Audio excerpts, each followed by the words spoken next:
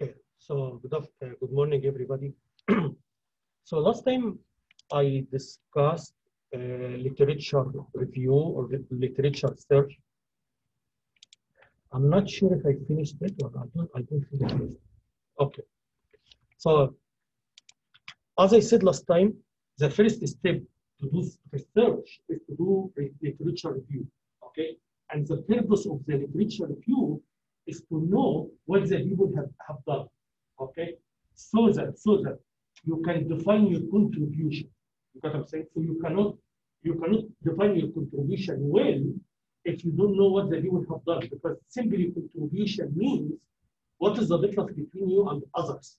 You got what I'm saying? So it has to be very clear. Also, I think, as I mentioned last time, when you read a paper, you can learn a lot of things other than the technical part. Okay, for example, you can learn how the people define their contribution. Okay, learn, see how they define, how they write the related work or the literature review. Okay, so also I think I'm not. Have I finished these two slides? I can go through them quickly anyway. I don't think I finished them, but anyway. Also, I told you guys, when you do research, maybe you need to look at 100 papers. For example, mini paper. You can look at mini papers. Okay, but that doesn't mean you have to read all of them completely. That doesn't mean that. You got what I'm saying? So you can look at 2 mini papers, and then at the end you can only focus on 3, 4, 5. Usually no more than 5, 6 papers. These are the main papers you need to focus on them. Okay. That's why I'm telling you, as you search, you can scan the abstract keywords. You can look at the title to know. You have to be smart. Okay. Your time. That's what I tell my students. You like an investor. Okay. But instead of using money, you are using time. You got what I'm saying? So your time is your money. So that what I want to see is your program is only 2 years and you need to produce something. Okay. So what I'm saying is you have to use your time wisely. Okay. So you don't need to spend 3, 4 hours reading the paper, and at the end you figure out it was useless. You know what I'm saying? So it's a way. Also, at the same time, you don't want to miss important paper. Okay.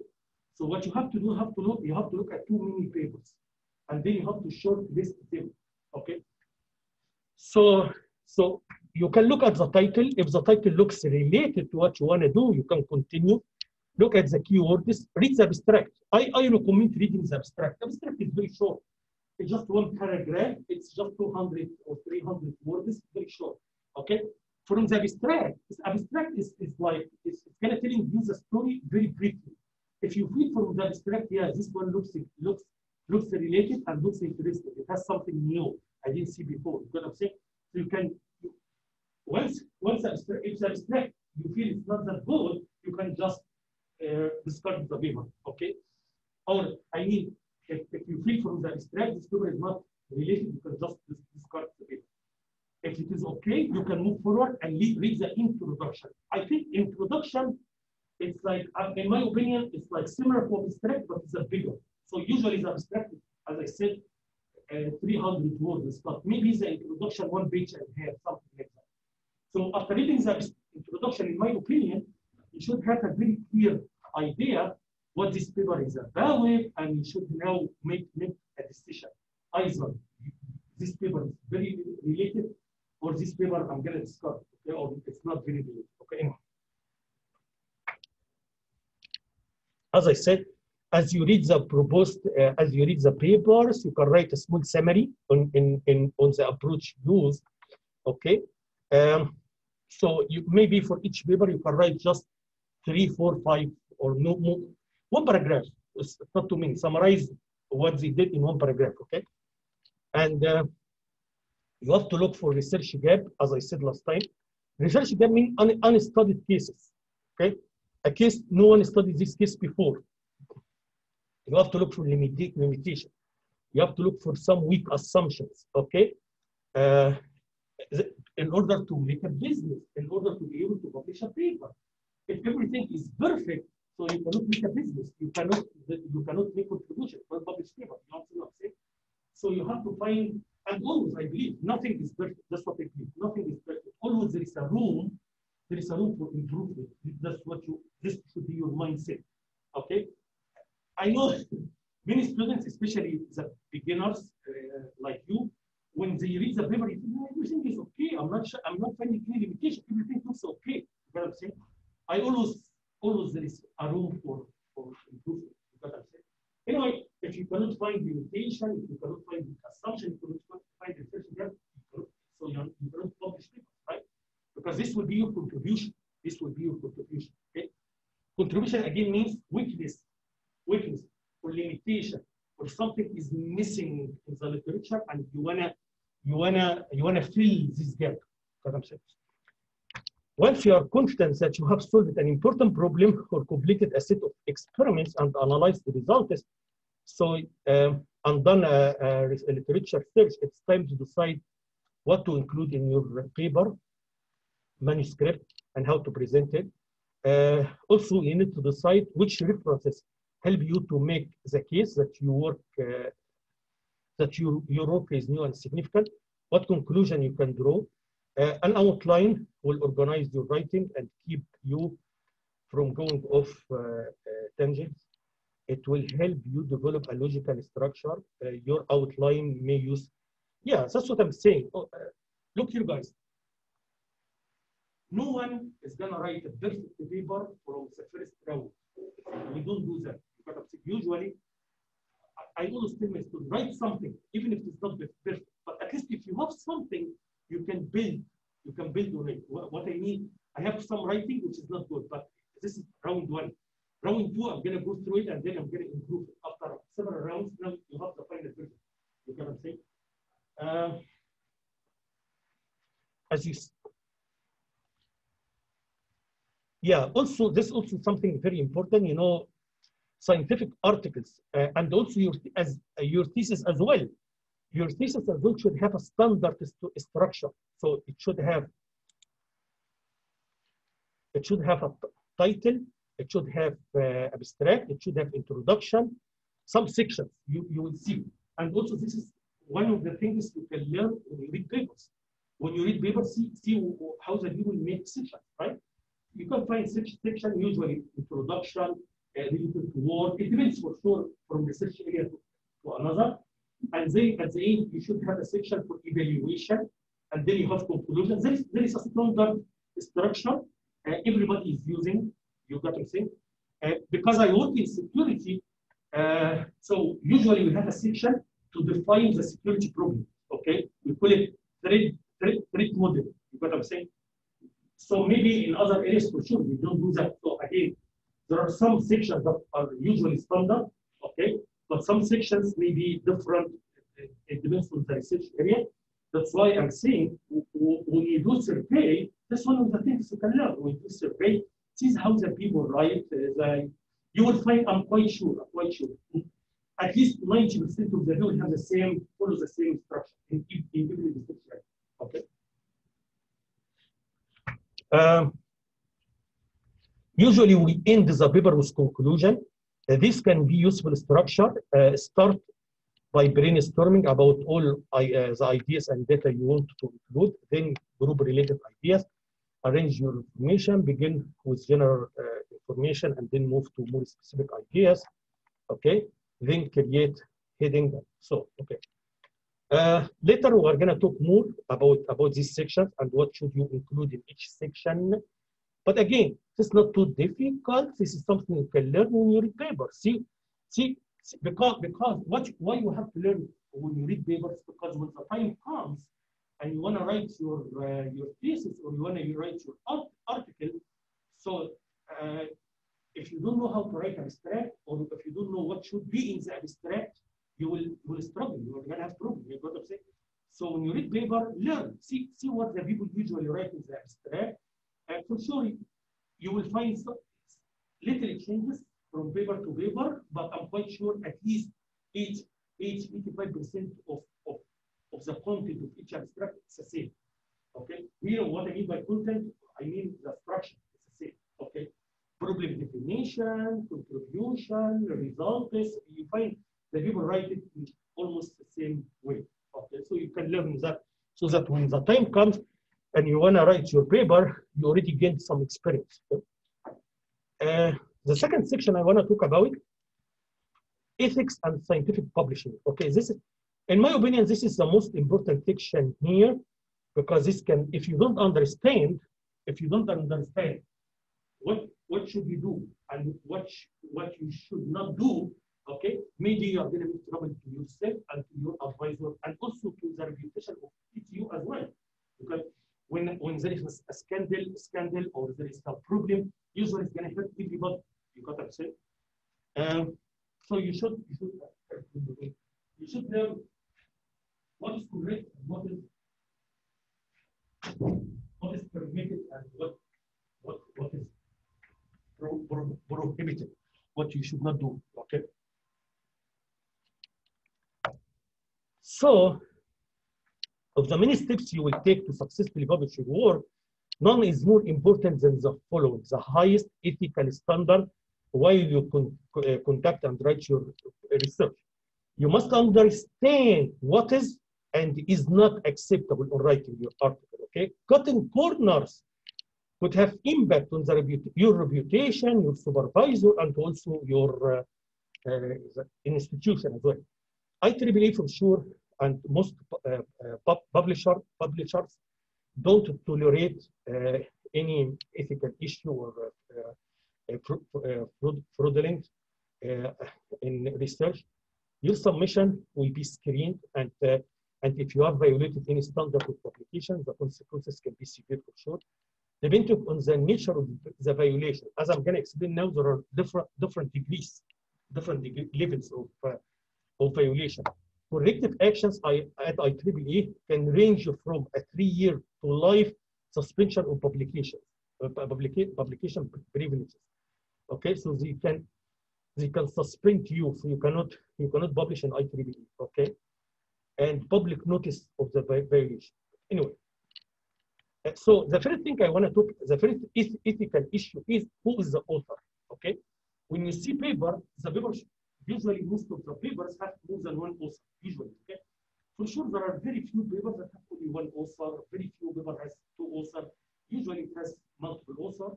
Okay, so who should be the author? This is the first point here. Who should be the author? Is that okay? So let's see how this is again. You know, this document is coming from IEEE.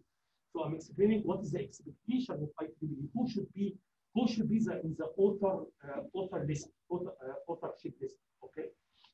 So this is what IEEE is telling us.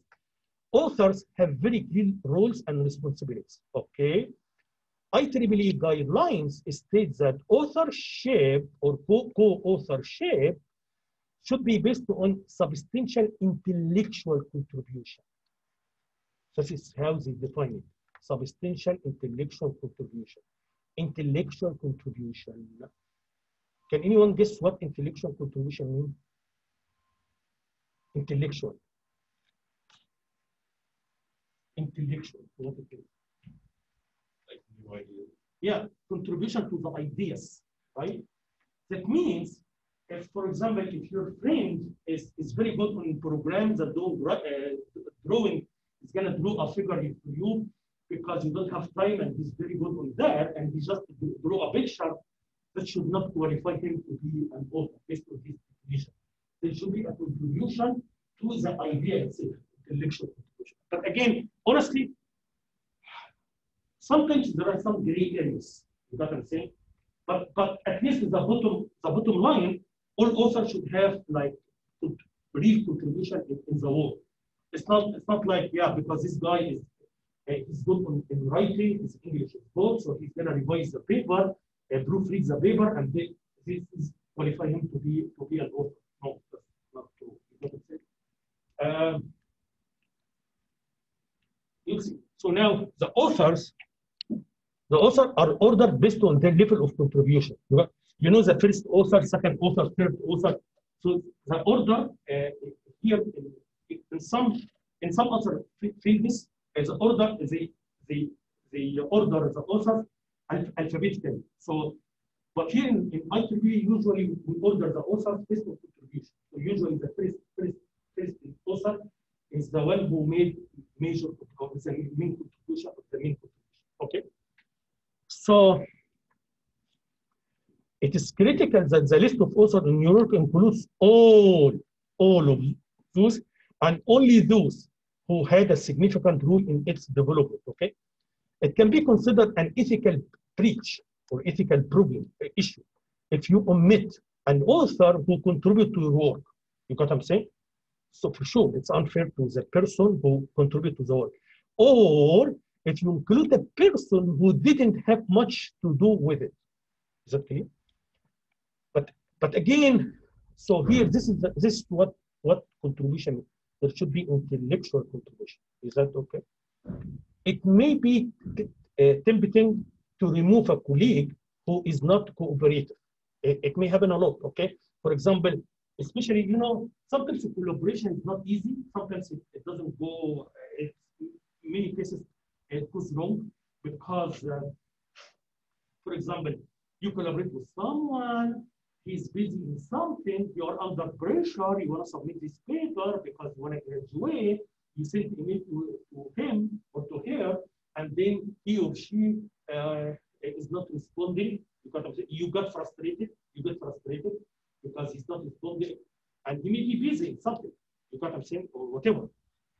So in this case, who has not contributed much, but the colleague could very well file an authorship dispute with the journal. Okay, so it's possible. I never heard about case like this, but still, it's possible that if you think you contribute to the work enough, and your name was not in the work, you can file authorship dispute with the journal. You got what I'm saying? Again, I never heard about something like that, but IEEE guidelines require a co-author's permission to withdraw their name. Okay, so adding an author who didn't contribute significantly to an article is also violation of ethics. Okay, do not add authors simply to build up credibility. Okay, what I mean, okay, I can tell you what credibility here or what.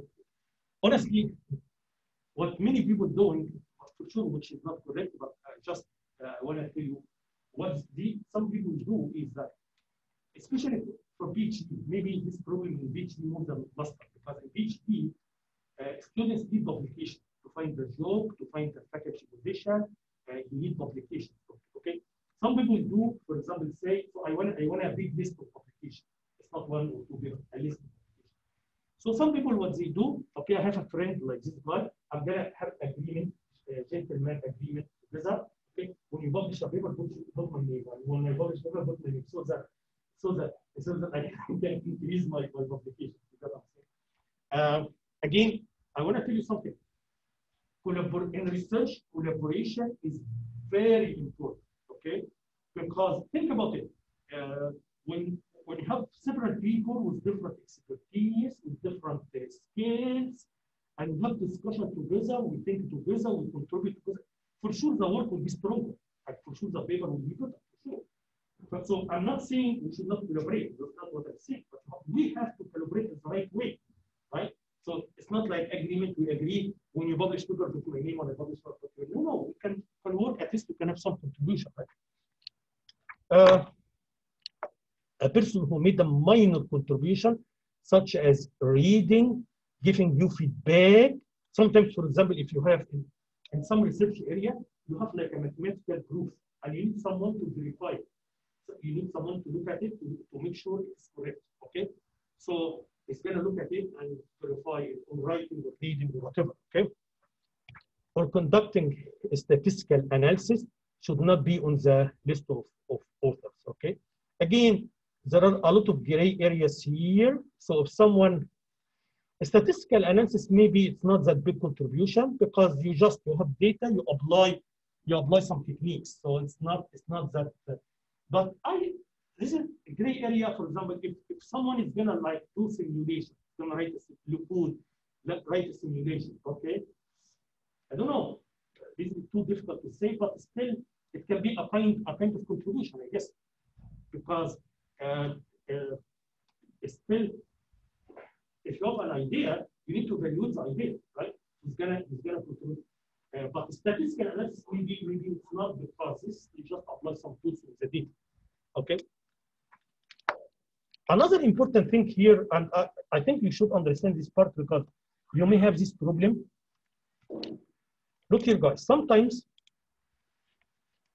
I want to look at it. Okay. Sometimes someone did some work. Okay. He helped me to proofread, and he gave me his idea. He reads the paper and gives me feedback. So he did some contribution, or he did something. But what he did is not enough to make him author. It's not enough. Okay. So what should I do? So if I give him 0 credit, it's unfair, right? If I put him an author, it's an ethical issue, right? Because he didn't do enough to be. In this case, you can find in many papers, in the last section, they have what we call acknowledgement. Okay, so, and in this acknowledgement, it's just a few sentences. You say, we thank, you will find it in some papers. It's not very common, but you will find it. In some papers, in the last section, we call it acknowledgement. You can find, we thank this person for reading our paper, for evaluating, for whatever, for what he did. Okay, so he can get some credit, but for sure, it's not that big credit. So he cannot. I don't think he can even put in his CV, right? In my CV, I put some application that I author, right? But I never put something for someone acknowledge me. Anyway, but this is also one way. Any questions? The second thing here, second topic I want to talk about, proper citation of original work, and this is very important. Okay, so the first issue here, first ethical issue is who is the author. So this is the first issue, and we finished that.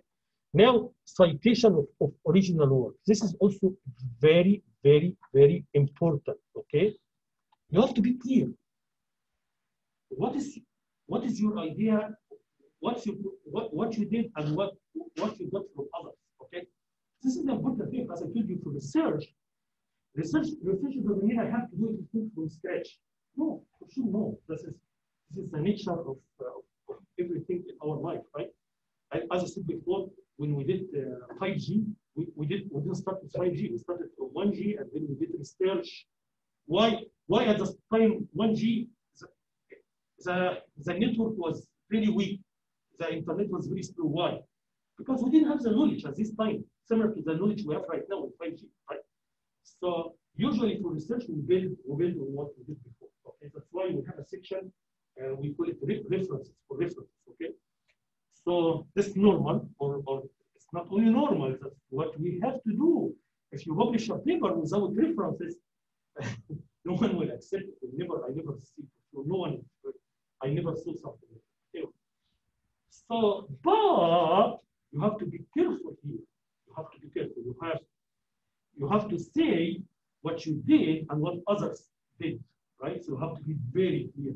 Otherwise, you may have a problem. Okay. So anyway, the first thing here we are going to talk about plagiarism. I'm sure you have heard this word many times. So let's see how can we define this one. And this is the most important issue here, or the most important topic here. Plagiarism. Okay, here is an example. As you are reviewing the literature, you come across a paragraph or a passage that makes a point far better than you have done. Okay, you copy it and paste it in your notes. Later, when you are writing your article, you include it verbatim in your text. You got what I'm saying? So just copy a paragraph, put it in your paper.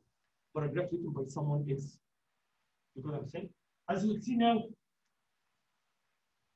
so this is somehow tricky. Why? Because some people think there are several ways of achieving. There are several ways. Okay, for sure, and maybe they are different, but for sure you can steal someone's idea and you claim this is your idea. Okay, so it's for sure this is a very severe case. You got what I'm saying? But it's not only that. If you steal someone's word, this also plagiarism. Got what I'm saying? You got what I'm saying? So, and you will see now how this is defined by NSF. Okay. So copy. If you copy word for word what another author has written, again, guys, be careful here. I'm not saying about ideas. I'm saying about words, just words.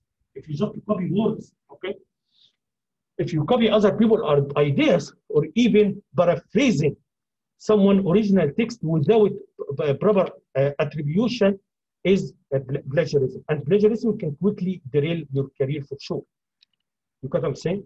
So maybe I have some problem. I have some problem. For sure, this is a very naive problem. You should not do that. You should not copy complete paragraph or complete. You should not. This is number one. Number two. So what should I do? What should I do? For example, someone is describing a problem, and also I'm gonna work with the same problem. You got what I'm saying? But he described it in a very nice way, very interesting way. You got what I'm saying? So you are doing a research. There is a problem you must solve, right? I'm not talking about I'm not talking about the technical part. No, even it's the same thing for the technical part. But now I'm talking about the author is describing the problem, but he or she is describing the problem in an interesting way. You like it. You like the way it makes the paper attractive. Okay, for sure. If you copy and paste, you are in trouble for sure. Okay. Not only that, as I'm going to say later, even NSF can catch this because now there are some tools that can do what we call similarity check online. Okay, so there are some tools that when you submit a paper to a conference or even to a journal, what happens is they are gonna run a code. This code is gonna prepare a report. In this report, it gives you a score. For example, it can say similarity is 20%, similarity is 10%, similarity is 30%, similarity is 50%. So this score can tell how similar this paper to other papers. Similar here, I'm not saying similar in the idea. Maybe the idea is very new idea, you know what I'm saying? But it's similar from the text point of view because this tool, these programs, for sure, they don't understand ideas. They just look at the text, you know what I'm saying? And so this is done automatically for most of IEEE journal and transaction, journal and conferences, most of them automatically. Once you submit a paper, we have a report and we have the similarity score. If the similarity score is high enough, this is enough reason to reject the paper without review. So I'm going to send the paper to you, then I'm going to tell you, no, this paper is too hard. You know what I'm saying? Okay. Okay. There is some tricky issue here. One time I remember, I told you before, what usually we do, once you have a paper, we put it on a public server, as I said last time, right? And then we submit it to peer review, right? So one time I submitted a paper, and then one of the reviewers told us, yeah, the similarity score is hard, okay? Because this paper was similar to the one we submitted to, and then he replied on himself to himself. He said, him or her, for sure, I don't know, reviewers are anonymous. And then he or she said, yeah, but this may be because they already have a version on public server. Okay. Okay, so I asked myself, all right, so if you already know there is one, so why you write this comment? But anyway, so that's what I'm saying. That's why we should not only look at the score, but we have a report. In this report, this is your paper. Okay, it's gonna tell you this sentence is coming from this reference. This one is coming from this reference. This is what should be in the report. What I'm saying. So if I see too many things are coming from the public paper, okay, the paper, the pre-print server, so it should be okay. You get what I'm saying? Yes. Do you need to, like, if you had written the paper and you expanded on that, you just like yourself? Sorry, say it again. So if you wrote a paper and you submitted it, they got whatever, they got approved, and then you wrote another one a couple years later, and then you like expanded on the original, you need to cite yourself when you're using your own words. Like you just cite Yes. that's all. Yes, yeah. So I'm gonna come to this one. Yeah. So the question here is, I publish a paper, okay? It's my work, okay? And then I got a better idea, okay? Or I want to improve the work, so I have a new contribution, okay? So I have a new contribution. So the question is, can I just copy words from here? It's my own word, right? Can I copy here words, word for word, from this paper to this paper? The answer is no. You got what I'm saying? Still consider plagiarism. You got what I'm saying? So even if it's your own word, you can change the word. Okay, guys. So what I'm saying here, there are already some online tools. You can submit your paper, and then it's going to give you a report like this. Okay. So what should we do here?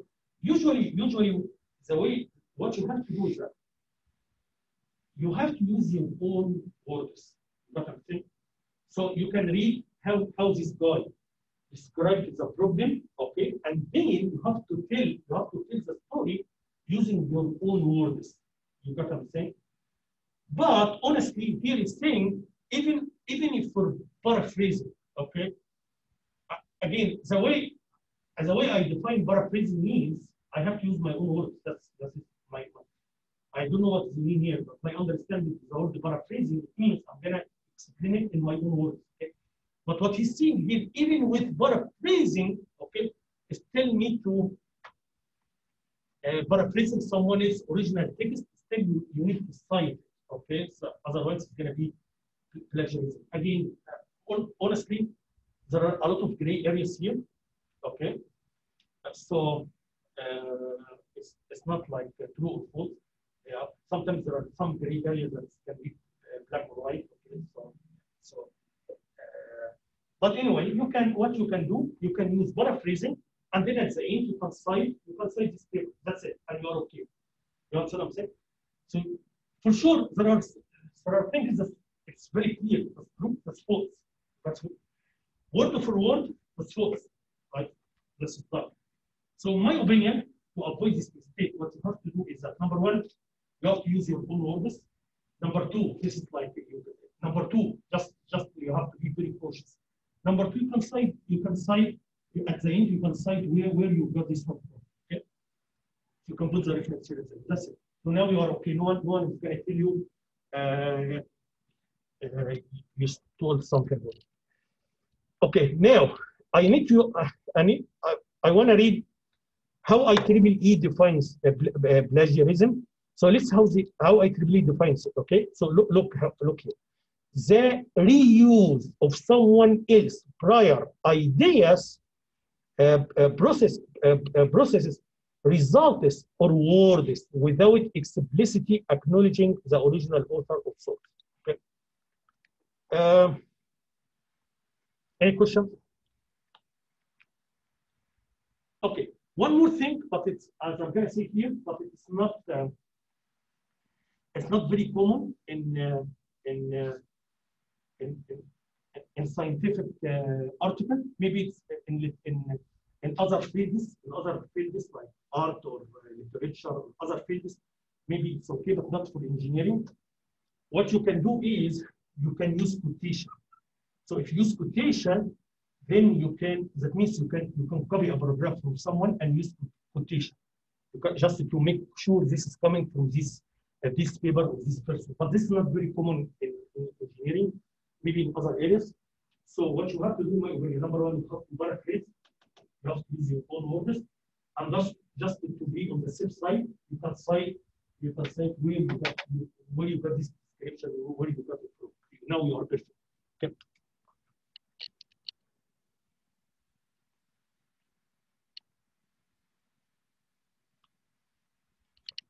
all sources of information, even those in the public domain, need to be properly cited. Okay, any ideas you have discovered elsewhere should be cited. Okay, it is rare. That's what we said right now. It's rare to use quotation in scientific literature, but if you must, you can use quotation. If you must, okay. So in case of quotation, you can use the exact words. But again, I never, at least in my research, I never saw something like that.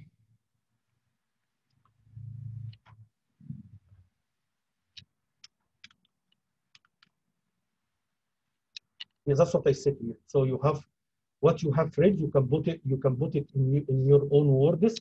But even then, you can must include a citation as well, as I said. I think this is the best way to be in the website. Okay. Here we have five degrees of plagiarism. Okay, 5 degrees. Let's see here. I think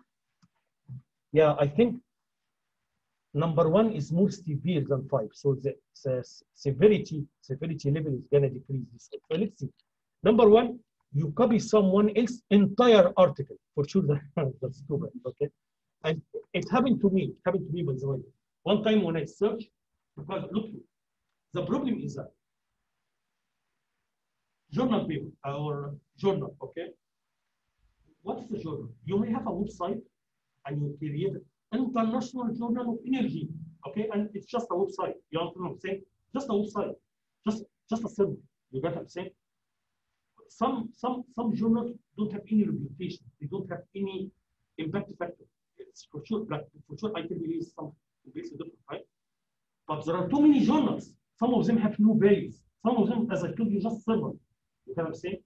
One time I found my paper, exactly same paper. In case someone took it and he put it, published it somewhere. Okay, so I went to the journal. I took I emailed them. I found email.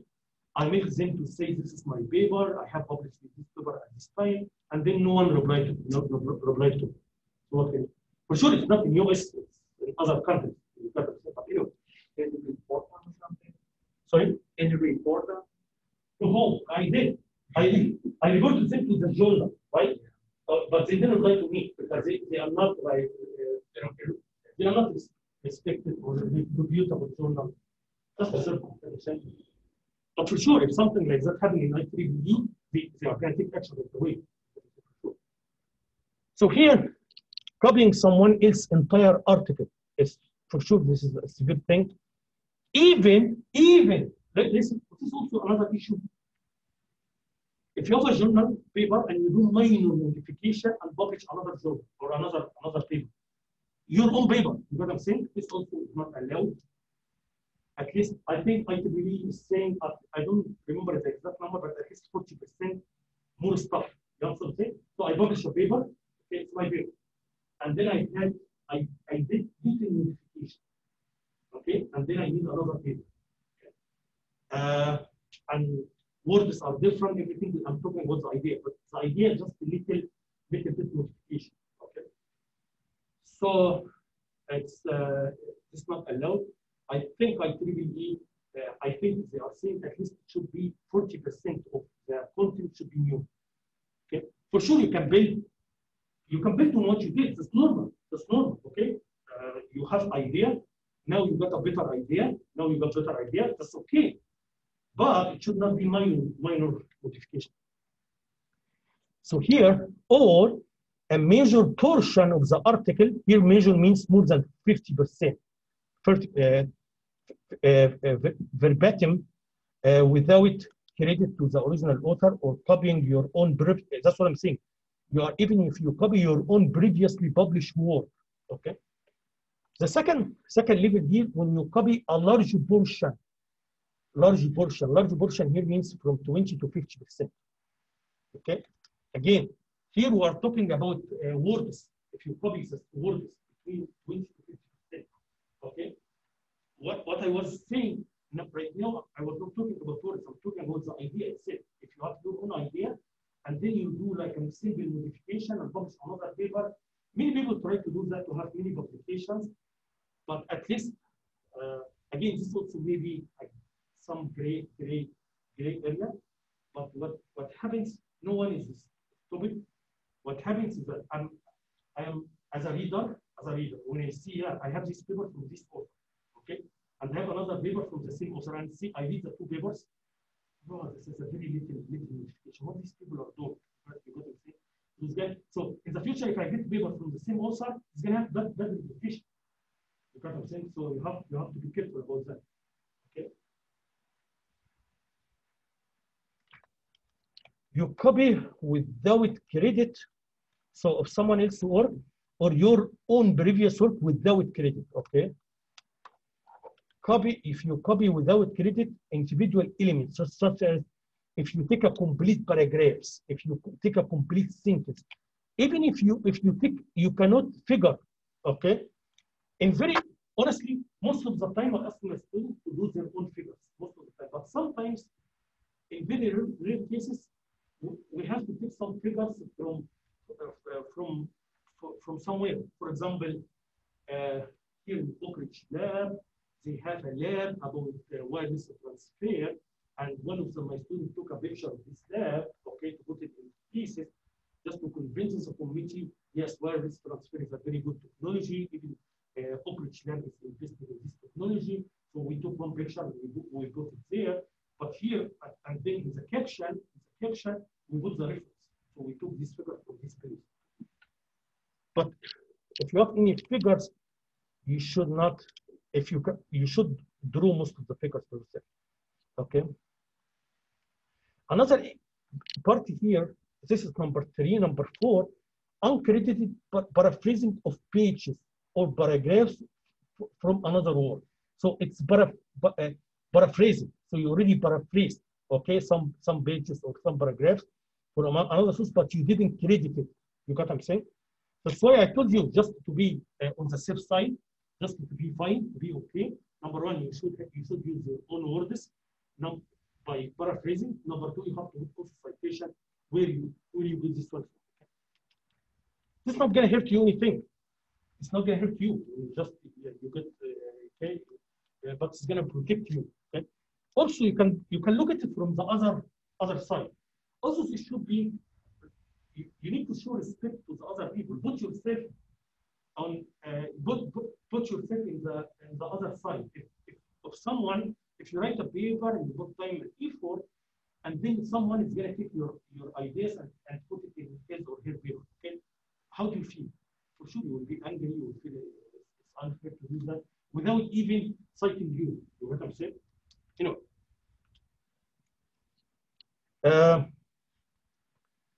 The last thing here, okay? Credited. So you already cited the paper. Credited.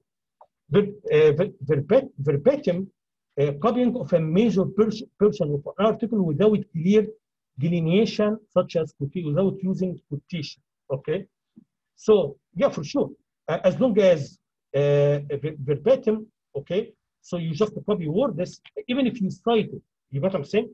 So what I did here, I just copied a paragraph from someone and I cited it. You got what I'm saying? This is not allowed. Because as a reader, you didn't tell me you got this sentence from this guy because it's not clear, right? So if you want to copy someone's words, as I said before, not quotation. Okay, so that the people can know, yeah, you took these words from this source and you have to cite it here.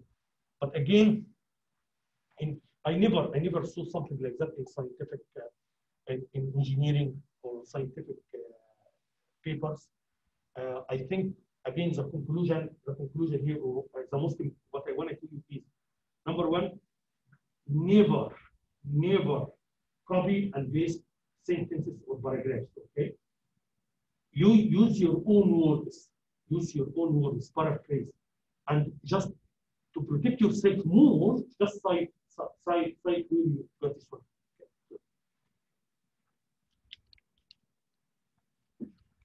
This is especially problem. Listen to me, guys. Again, if you look what I did here, I'm not saying stealing ideas. I'm not saying you got one idea and you are going to steal it. Okay. What I want to see here for sure, this spelling, I guess, is just very severe variation, right? But what I want to say here, guys, is you have to pay attention to this. You should not make these mistakes, especially in some sections, okay? You may not think this section can make trouble. You can say, like really poor. Who can think that little room can put you in trouble, right? Reason to section, okay? So, especially in that, because in the related word, you have to describe what the other people did. So usually, when you write the related word section, usually you get it from other people's papers. Because you have to be careful. Don't use the same word as they use. You understand what I'm saying? So, especially in this section, related word section. You know what I'm saying? Because here, usually what we do, you see how the other people describe the word, you just take it, put it in your paper. You know what I'm saying? You should not do that. You can use other words and also use citation. Okay, guys, any questions? So this is the first here. Again, this section is about, or this part is about citation, proper citation. Here, first I talked about plagiarism. Okay. Now I want to talk about redundant publication. Okay. But before I move forward, the first assignment in this course is I need you to find at five websites, five tools to do plagiarism. Okay. So look for 5 different programs or 5 different websites to do plagiarism. Okay, this is one thing. Also, if it is possible and it's free, sometimes they are not free. Okay, I think some of them are free, some of them are not free. If they are free, you can submit any paper and see the report, and you can also give me the report. You can also, if you can find some free source. I'm not saying you have to pay. If you cannot find the free sources, okay, don't do that. I'm okay. But you have at least. I want you. It may be a good idea, by the way. So it may be a good idea before you submit your paper to a conference or a journal to submit your paper to one of these programs or websites, so that you see how similar. Maybe you made a mistake and unintentionally, because for a paper you may work a complete year or a year and a half on a paper. You know what I'm saying? So you may forget. As I said, you are reading a paper, you just copy some sentence, okay? And after a year, you're not gonna remember if these sentences are yours or these sentences are someone else. You know what I'm saying? So it's still you can make mistakes unintentionally. Because of you don't know. So maybe, in my opinion, it's a good idea before you submit your paper to submit it to one of these websites or programs to see what is the similarity, to check the similarity. Okay. So by next week, I need you to give me the report. Okay. This report, as I told you, try to make some search online. I need only 5. And tell me what's free. Tell me what's free, what's not free. If you can find something free, try to upload the paper and then attach the report. Is that okay?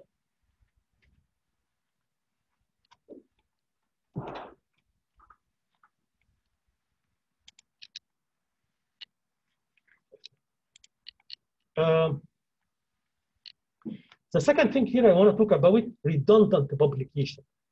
The word redundant publication, as I said, you already publish a paper and then you do minor modification and then publish it somewhere else. Okay. So let's see what is it. Never and also never submit a work for review to more than one publication at the same time. Okay. It's somehow tricky, but I'm going to tell you how it works. Okay. I'm under pressure. I need to rush. I need to get the paper accepted so that I can graduate. I have a job offer. If I don't graduate, if I don't get the paper accepted, I'm not going to graduate. I'm going to lose the job offer. Okay. But the problem is, if you submit a paper today to a job group, the police car is moving fast. Oh, I never saw it here. It's like, you know, the speak here is only. So what I'm saying is, if you submit a paper to a journal now, it may take 3 or 4 months to get a response. Okay, so a journal paper, and sometimes I'm going to explain later how journal paper works, but the way it works is usually there are several rounds. It's not only one round. Okay, so they ask you a question, you improve the paper, you submit it again for a second round of revision. Usually it takes 3 rounds. Maybe every round can be between if you're not 2 months, you are going to be lucky. What I'm saying, between 2 and 4 usually. This, at least in my area, this may again may be different from one area to another. So what I'm saying is, so what should happen? Okay, is I have to submit a paper to a journal. I have to wait 3-4 months. If it is rejected, I have to submit somewhere else. I have to wait 3-4 months. Is that okay? That's how it is. Some people try to look. Some people try to look for shortcuts. What they do is, the very beginning, they submit to 2 journal papers or 3 journal papers at the same time. Okay. My intention, I don't want to publish the same copy. I don't want to publish the same paper in 3 different places. I don't want to do that. You know what I'm saying? I just want, once it's accepted somewhere, I can withdraw the paper from the other place. You know what I'm saying? But for sure, we should not do that for several reasons. Okay, number one, because you are wasting the resources of because when you submit your paper to 3 places, every place has to look for 3 reviewers. So now you need 9 reviewers. You got what I'm saying?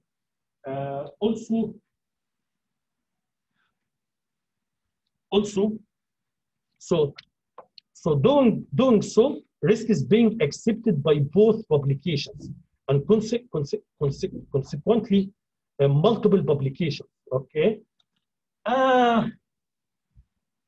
Look here. What happens usually, I disagree with this sentence, honestly. You know why? Because I know some people who does these things, but it's not true. Even if the paper accepted somewhere, you can withdraw it after accepting. You get what I'm saying? Again, what is the mistake? The mistake, or the big issue. The big issue, we should not publish the same paper in 2 different places. It's a big issue, right? So, what is unethical, or what, I don't know, maybe I don't want to use the word unethical, unprofessional, or you should not do what is not professional, submit the same paper to 2 places, even if you're under the pressure of time, because you are going to use the resources of several places. Okay. So here he's talking about multiple publication. So there are 2 issues here: multiple submissions and multiple publications. Okay. Multiple publication wastes funds and space, reduces the value of periodicals.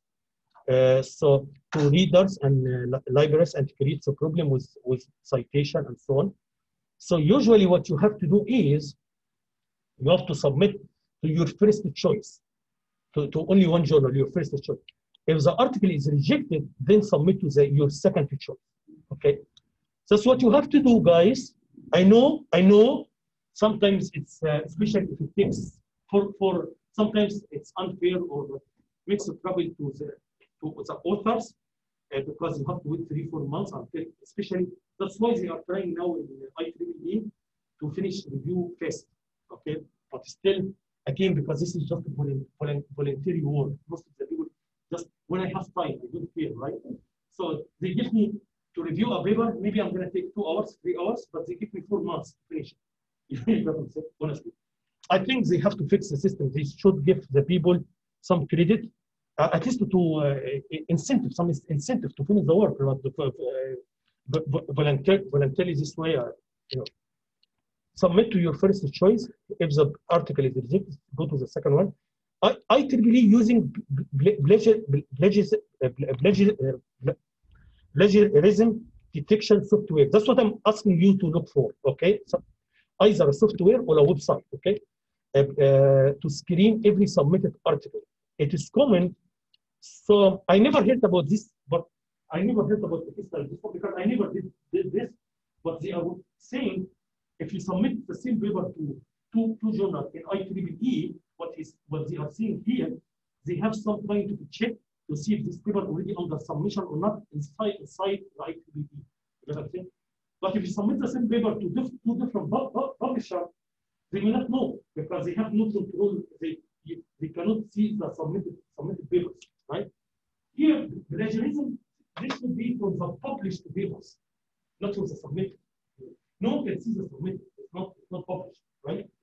So anyway, so always people can find some tricks to. Oops.